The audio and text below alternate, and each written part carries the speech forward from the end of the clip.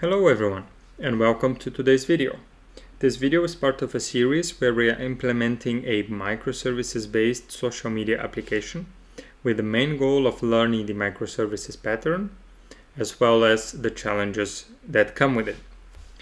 This quick diagram shows the most recent tasks we are working on, or the tasks that we will work in the immediate future. And of course, it's not comprehensive, so we have additional tasks that will come after the 6 major tasks.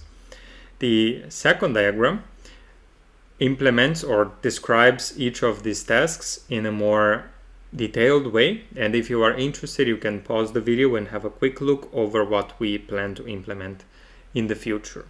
I'll not be explaining this in details at the beginning of each video, because if you are watching the playlist, so videos sequentially, this can get quite tiring. Let's come back to our code, and in the previous video we implemented some mocking for our tests, and we successfully made the tests pass. But we discussed at the end of the video that having this sign up verification email, it's working for us at the moment, but the way that we are going to send emails is going to vary based on the email API that we have. So if we have the Node Mailer API or the MailJet API or the mock API, the exact implementation to send the email is dependent on the technology we are working with.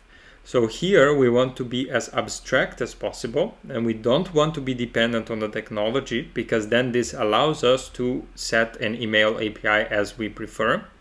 So we have removed the method of sending emails, and this is going to be added to our actual email API implementation. So here in the email sender.test, what I would like to do is that I would like to check that my mock send email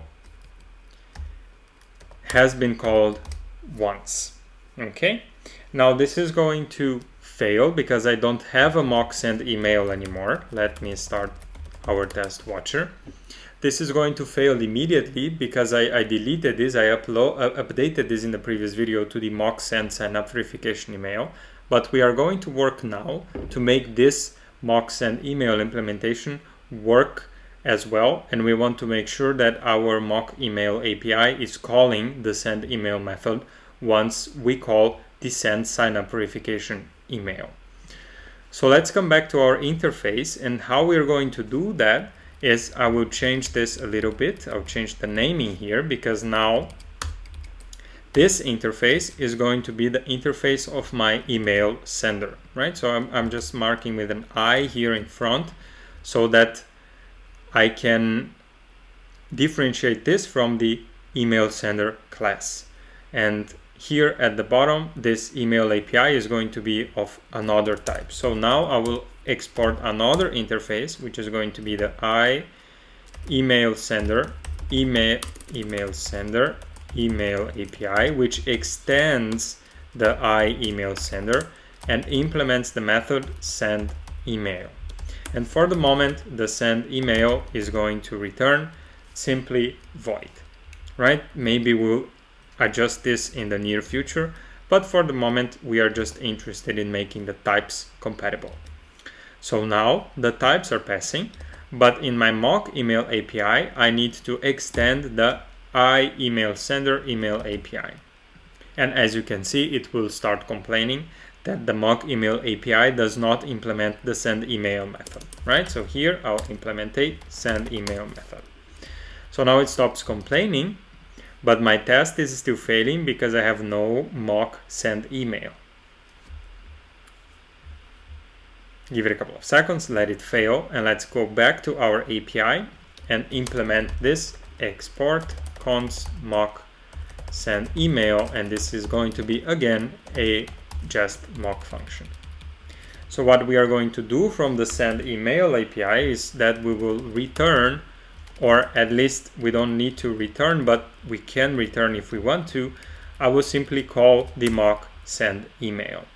right? So now the idea is that let's see if this test is going to pass, and I can tell you that it's not going to pass. So let me just import the statement here.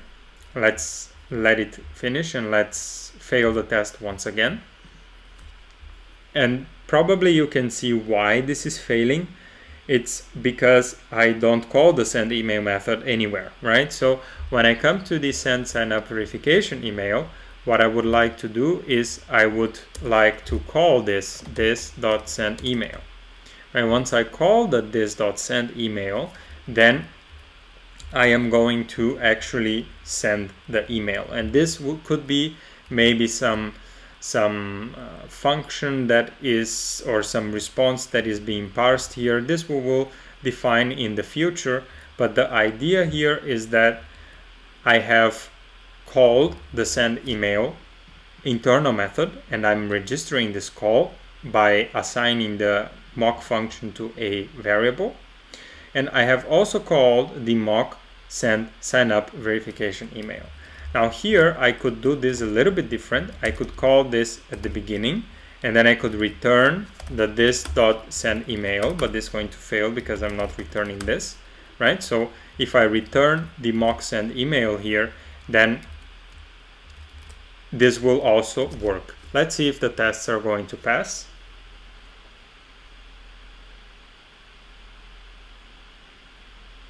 Exactly. So now the tests are passing. Maybe this is a little bit less intuitive, or maybe this is a little bit more intuitive than having this other order here. The idea or the problem with mocking, not the problem, but one of the problems, right, is that what we are doing here is really we are not executing anything, right? There is no logic. We are simply registering that a certain function was called. Then this return statement doesn't make a lot of sense from a mocking perspective, because this is not doing anything. Maybe I could implement even some logic here. Let's say I would have some function that will return a promise, right? And this promise will have a resolve, and this resolve is going to resolve to some body, let's say some to email, which is going to be test@test.com and a status of success, right? We could have something like this, but then as you can see, this starts to complain a little bit and says that the promise unknown is not assigned. So I can simply come here and return this as a promise, and then let's see what's going to happen. So our tests are still going to pass, right? So because the mock function is actually being called, and if I want to, now I can even destructure this to email here, pass this as an argument here to this function, and this to email is going to be a string, right? And this is going to return the to email here. Now what is going to happen in my tests is that now I can access the result of this send sign up verification email within my mock email API. So if I come back to my test sender, what I can do is I can have my response as being the await from the email sender, and now I can expect the response.toemail.to equal this test@test.com.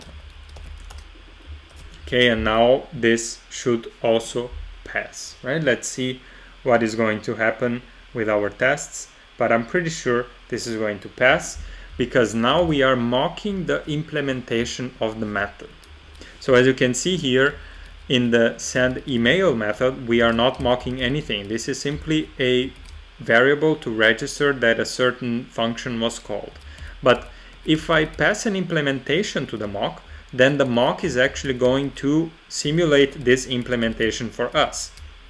And maybe here I just run prettier quickly so that we can format this a little bit better, right? So now I'm receiving, or I am mocking a function that receives a to email and that returns a promise that resolves to the value of to email and a status of success, right? So this although this is not the final shape of our implementation, I think that this makes a little bit more sense if we then leave the code like this, right? Maybe in the future we will actually mock the send email method instead of mocking the send sign up verification email. So this whole thing here would actually pass, or would actually be the scope of the send email method. But for now, I think that I have communicated the core idea of this video, which is that we can extend the mock functionality not only to register the call of a function, but also to provide some actual implementation and some actual return values that we want to obtain from that function. And as I mentioned 2 or 3 videos ago, this shape of this object is probably not going to be like this until the end, but at least now we are able to check that our mock email API is returning the values according to what we expect. Now, of course, there's a limitation of our real implementation. So when we get to the node mailer, for example, we would have to, or it's going to be quite tricky for us to test the send sign up verification email method of the node mailer email API. But once we get there, and if we see that there is a value added to that, to this test, then we may consider implementing it. And why do I say it's tricky? Is because of the issue I discussed in the past, that we would send an actual email every time we run the test. And here we run the test a lot of times, right? So this is not desirable. And while I could mock that method, specific method, that's exactly what I'm developing the mock email API function, or the mock email API class, so that we can test that the send sign up verification email is being called if I am calling the method from the email sender.